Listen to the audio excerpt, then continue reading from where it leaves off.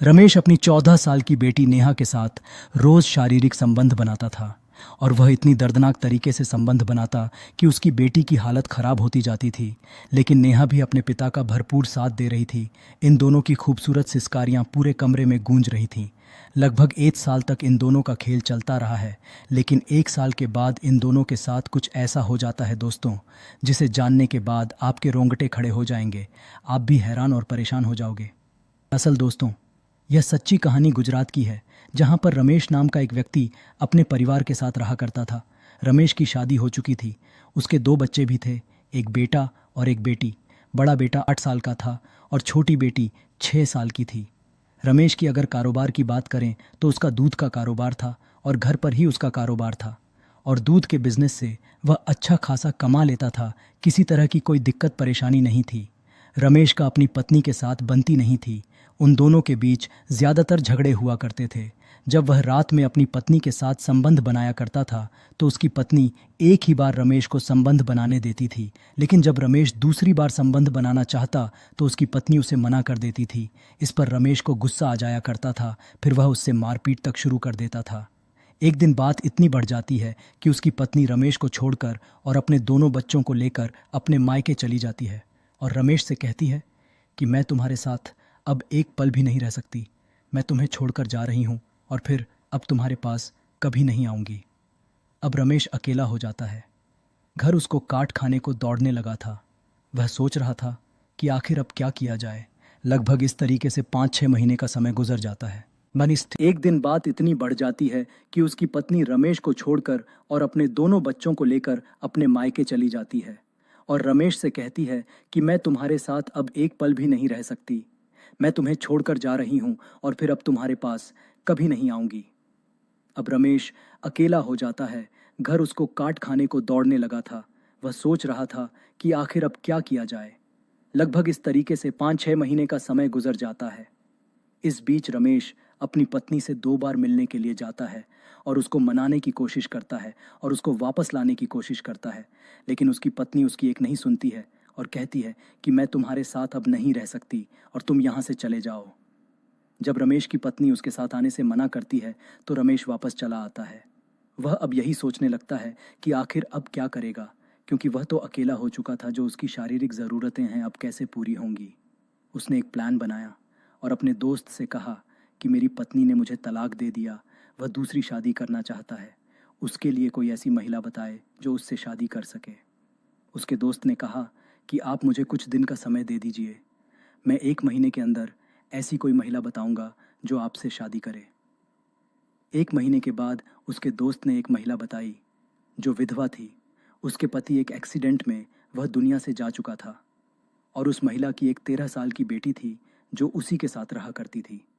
जब उसके दोस्त ने यह कहा कि वह महिला विधवा है और उसकी एक 13 साल की बेटी है और वह शादी करना चाहती है, तो तुम्हारे लिए यह औरत बिल्कुल परफेक्ट रहेगी, तुम इसी से शादी कर लो।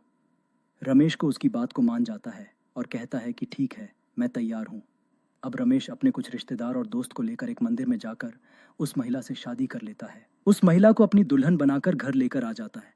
अब रमेश की शारीरिक ज़रूरत पूरी होने लगी थी और उस महिला की भी शारीरिक ज़रूरतें पूरी होने लगी थी। इन दोनों का वैवाहिक जीवन बड़े अच्छे से गुजरने लगता है।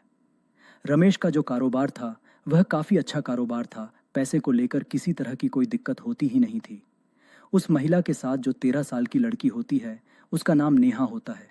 वह भी इन्हीं के साथ रह रही होती है। एक दिन रमेश की पहली पत्नी को पता लग जाता है कि रमेश ने दूसरी शादी कर ली और उसी के साथ वह घर पर रह रहा है। उसकी पत्नी को कोई फर्क नहीं पड़ता है, क्योंकि उसकी पत्नी ने तो उसको हमेशा के लिए छोड़ने का सोच चुकी थी और उसे तलाक लेने का पूरा प्लान बना लिया था। अब वह रमेश के साथ एक पल भी नहीं रहना चाहती थी और उसे तलाक लेना चाहती थी। इसलिए दूसरी शादी करने के बाद भी पहली पत्नी को कोई फर्क नहीं पड़ा। धीरे धीरे इस तरीके से लगभग 9 महीने का समय गुजर जाता है। रमेश की जो दूसरी पत्नी थी वह गर्भवती हो जाती है और वह बच्चे को जन्म देने वाली होती है, तो उसकी तबीयत खराब हो जाती है। उसे काफ़ी पीड़ा हो रही होती है, तो इसलिए रमेश उसको एक नज़दीकी नर्सिंग होम में लेकर जाता है और वहाँ पर जाकर उसका चेकअप वगैरह होता है, तो डॉक्टर उसे भर्ती कर लेते हैं। लेकिन सबसे बड़ी दिक्कत ये थी कि उसकी पत्नी का जो बच्चा होने वाला था वह माँ के पेट में ही मर चुका था। इस वजह से महिला को काफ़ी परेशानी हो रही थी और वह काफ़ी दर्द सहन कर रही थी। धीरे धीरे लगभग 1 घंटे का समय गुजर जाता है, पर उस बच्चे का जन्म नहीं होता है और दर्द के मारे उस महिला की वहीं पर मौत हो जाती है। बितिपुर हंताए थे। जब डॉक्टर साहब उसको बचा नहीं पाते हैं तो रमेश से कहते हैं कि हम आपकी पत्नी और आपके बच्चे को नहीं बचा पाए। रमेश अपनी पत्नी को अस्पताल से लेकर घर आ जाता है और उसका अंतिम संस्कार कर देता है। अब रमेश फिर से अकेला हो चुका था, खोया खोया हुआ रहने लगा था। ना ही वह किसी से बात करता था और ना ही वह किसी से बोलता। इस तरीके से लगभग धीरे धीरे 6 महीने का समय और गुजर जाता है और अब उसकी सौतेली बेटी लगभग 14 साल की हो जाती है। एक दिन रमेश घर पर अकेला बैठा हुआ था तो उसकी सौतेली बेटी नहाने के लिए बाथरूम जाती है और जब बाथरूम से नहाकर बाहर निकलती है तो उसका पूरा शरीर पानी से भीगा हुआ था। उसके कपड़े भीगे होने की वजह से उसके भीगे हुए कपड़ों में उसका पूरा शरीर झलक रहा था। जब रमेश की नज़र अपनी सौतेली बेटी के ऊपर जाती है तो उसका दिमाग खराब हो जाता है। वह सोचने लगता है कि आखिर अब तो ये बड़ी हो गई है, यह जो इसका इतना गदराया हुआ शरीर है, अगर यह शरीर उसे मिल जाए तो उसकी ज़िंदगी ही बदल जाएगी। क्योंकि वह ये सोच रहा था कि यह तो उसकी सगी बेटी तो है नहीं, उसकी दूसरी पत्नी की बेटी है, यानी कि उसकी सौतेली बेटी है, तो उसके साथ गलत काम करेगा तो भी कोई दिक्कत परेशानी नहीं है। अब वह यही सब सोचकर उसने अपने दिमाग में एक खौफनाक प्लान बनाया। उसने सोचा कि इसको ब्लू फिल्म दिखाकर पहले लत लगाई जाए और जब उसको ब्लू फिल्म की लत लग जाएगी तब उसके साथ बड़ी ही आसानी से संबंध बना लेगा। अब एक दिन वह बैठा हुआ था और तभी वह अपनी सौतेली बेटी को अपने पास बुलाता है और बैठाता है। फिर मोबाइल में तरह तरह की वीडियो चलाने लगता है और ब्लू फिल्म भी चलाने लगता है। जब उसकी सौतेली बेटी यह सब देखती है तो वह नाराज़ हो जाती है और कहती है कि पापा कितने गंदे हो, ये सब क्या देख रहे हो, आप तो गंदे हो। तो रमेश कहता है कि अरे नहीं बेटा, ये सब अच्छा है और आगे चलकर आपको बहुत अच्छा लगेगा, आपको इससे बहुत कुछ सीखने को मिलेगा। तो उसकी बेटी भी उसकी बात सुनकर यह सब वीडियो देखने लगती है। वीडियो देखते देखते वह उत्तेजित हो जाती है और रमेश भी उत्तेजित हो जाता है, लेकिन वह अब भी उसके ऊपर हाथ नहीं डालता है। वह सोचता है कि कुछ महीने और गुजर जाएंगे, उसके बाद वह उसके ऊपर हाथ डालेगा।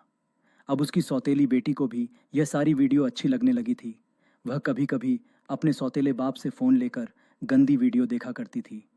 अब इस तरीके से लगभग महीनों का समय गुजर जाता है और नेहा को अब ब्लू फिल्म देखने की लत भी लग चुकी थी। तो अब रमेश को अंदाज़ा हो चुका था कि उसको अब ब्लू फिल्म देखने की लत लग चुकी है।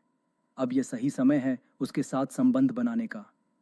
तो एक दिन रात में रमेश अपनी सौतेली बेटी को अपने पास बुलाता है और अपने पास सोने के लिए उससे कहता है कि तुम मेरे पास सो जाओ, आज हम दोनों एक साथ ही सोएंगे।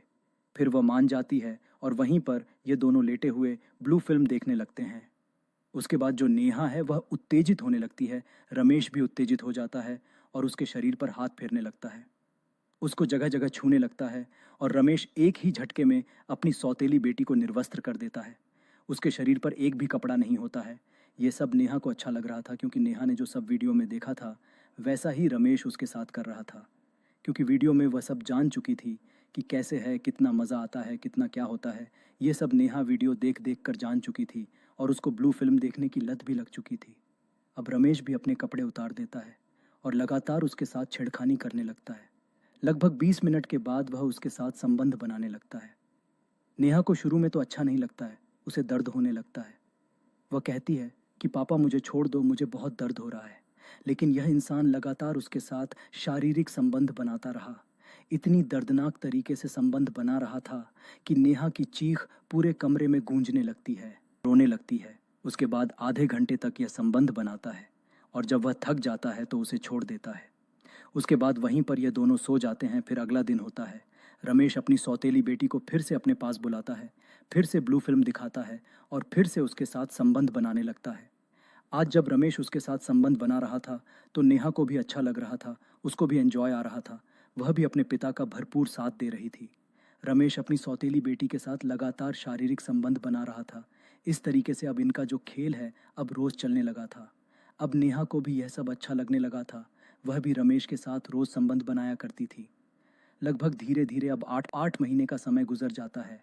नेहा एक दिन आंगन में खेल रही होती है तो उसके पड़ोस की महिला की नज़र नेहा पर पड़ती है। वह उसके पास आती है और उसका बढ़ा हुआ पेट देखती है तो उस महिला को समझने में ज़्यादा वक्त नहीं लगा कि नेहा गर्भवती है।